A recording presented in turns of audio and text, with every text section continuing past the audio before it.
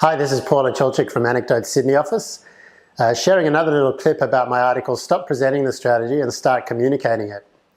And today I want to talk about a very common error that is made by leaders the world over, and that is to present the strategy and suggest that there's going to be rainbows and unicorns once it's been presented. And what I mean by that is the strategic pillars or the core of what's going to be done in the future is presented with a great deal of authority and handed down from on high, and the assumption is everything's going to work as if it's rainbows and unicorns dancing around. But as we know, that is never the case. So it's actually really important to address some of the people's concerns about what could go wrong with the strategy, or perhaps there's an existing narrative within the organization that undermines the new strategy that an executive is launching.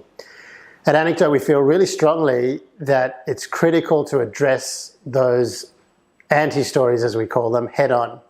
And by addressing an anti-story head on, there's a tendency to use facts or to try and convince people or persuade people with logic or data. But again, that doesn't work effectively. The way that an anti-story is overcome is to counter it with an even better story or a series of stories.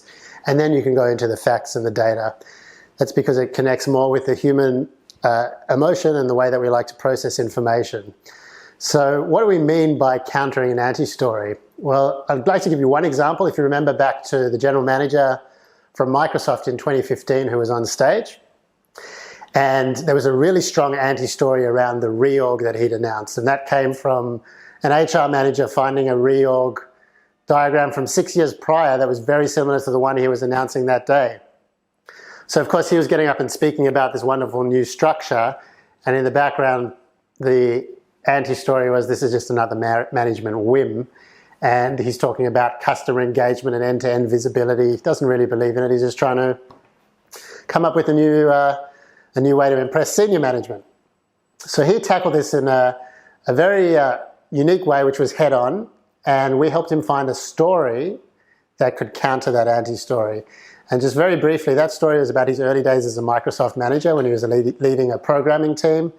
And everyone had been working separately and testing their code.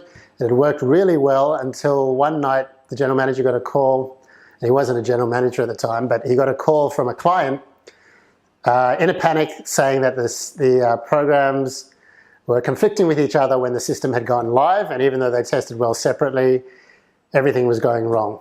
So he called in his team late that night, called in the customer, and they worked in a very different way, in a very interactive way, finding out what the customer needed, speaking to each other, and then coming up with a solution. So very interactive. And lo and behold, it worked really well. They got a much quicker result, and the customer got exactly what they needed.